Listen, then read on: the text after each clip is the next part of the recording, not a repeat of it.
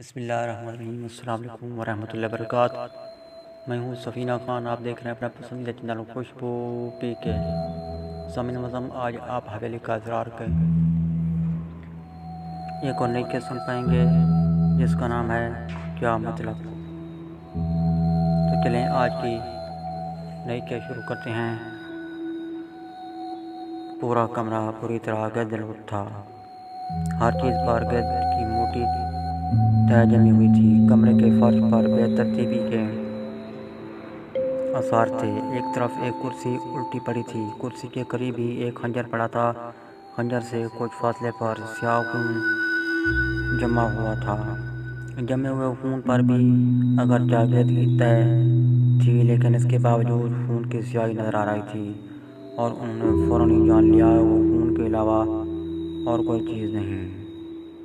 نیلے رنگ کی ایک بوتل کے ٹکڑے فرش پر جا بجا بکھرے ہوئے تھے۔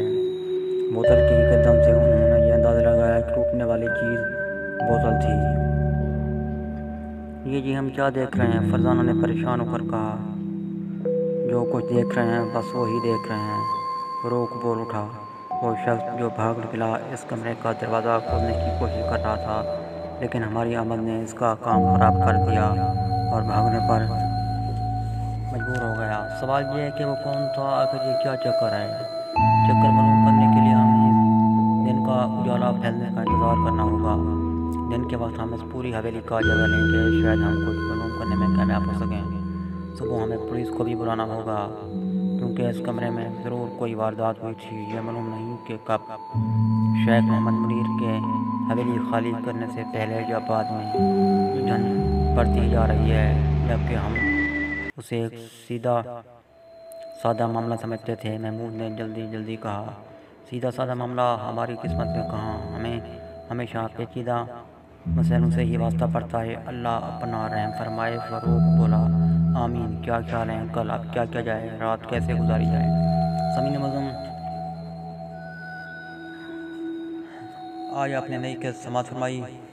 ہو سکتا ہے کہ کچھ دن میں قسط نہ لگا پاؤں۔ آپ کہیں گے کیا مطلب؟ جی ہاں، تو کہانی کی آج کی قسط کا جو نام تھا وہ بھی تھا کیا مطلب، اور آپ بھی کہیں گے کیا مطلب۔ تو میٹھے دوستو، بات یہ ہے کہ مجھے ایک سفر درپیش ہے۔